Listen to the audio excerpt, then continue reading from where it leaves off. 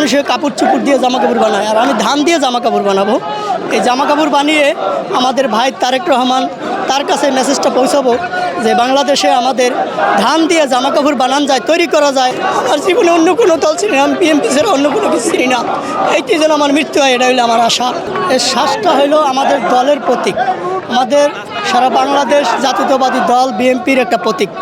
যেহেতু আমি মাঝে মাঝে ধান খেতে থাকতাম, তো ওই সময় এই মেসেজটা নিছি যে আমি এই ধান দিয়া একটা জামা কাপড় বানাবো, যাতে মানুষের কাপড় চুপড় দিয়ে জামা কাপড় বানায়, আর আমি ধান দিয়ে জামা কাপড় বানাবো।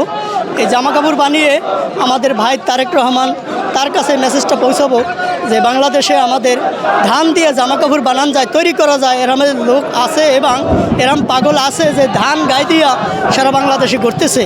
এটা যেন আমার ভাইয়ের কাছে মেসেজটা যায়, আমি সেই জন্যে এই জামা কাপড়টা বানিয়েছি। আমি নিজেই বানাইছি, এটা তৈরি করছি। আরও আস্তে আস্তে এর সাথে ভালো বানানো যাবে, এটা ইনেলে এর সাথে ভালো। অসুস্থ বিধে আমি প্রোগ্রাম করতে আসছি কেন, যেহেতু আমার মা আসতেছে, দুইটা বোন আসতেছে, সে খুশিতে আমি এসেছি। যেহেতু অন্য কেউ হইলে প্রোগ্রামে আসতে না, তারপরও আমি এসেছি। যমুনা ইলেকট্রনিক্স ঈদে ডাবল খুশি অফার সিজন 3, যে কোনো পণ্য কিনলেই পাচ্ছেন নিশ্চিত ঈদ উপহার। শুধু মনের কষ্টে আমার শুধু ম্যাডামের সাথে একটু আমি দেখা করবো, এটাই আমার সে নিজে সে দেখবে। যখন ধান খেতে দেখতাম, বিভিন্ন জায়গায় থাকতাম, ওর থেকে মেসেজটা নিয়েছি যে আমি 5 তারিখের পরে আমি ধান দিয়ে কীভাবে পোশাক বানানো যায়, ওইটা নিয়ে আমি কল্পনা করছি। আমি কিন্তু কাজ বাজ ব্যবসা বাণিজ্য সব বাদ দিয়ে এইটা নিয়েই পড়ে আছি। কেন?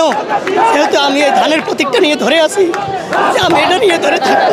অনেকে অনেক মন্তব্য করে যে মনে হয় টাকার জন্য করে, বা তাদের তারেক জিয়ার কাছে কিছু চাইবো পাইবো, বা খালেদা জিয়ার। না, আমি ওই লোভে কাজ করি না, আমি ওর জন্য কাজ করি না। আমি কাজ করি দলের জন্য, দলের ভালোবাসা, দলের ভালোবাসি, দলের জন্য জীবন দিতে রাজি।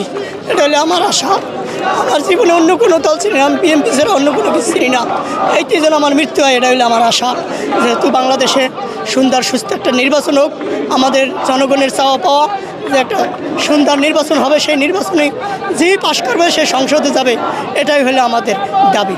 আমি 96 থেকে এই বিএনপিতে আছি, আমার 47 বছর বয়স চলতেছে। আমরা যারা বিএনপিকে ভালোবাসি, সেই সুদূর দক্ষিণাঞ্চল থেকে এই ভাইসহ আমরা এখানে এসেছি।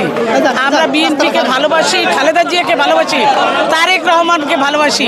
দীর্ঘ 16 বছর আমরা আমাদের ভোটের অধিকার ফিরে পাইনি। আমরা দীর্ঘ 16 বছর পরে আমরা আমাদের ভোট দিতে পারি, এটা আমি না, সারা বাংলাদেশ যেন ভোট দিতে পারে, তার নিজের অধিকার সে ফিরে পেতে পারে।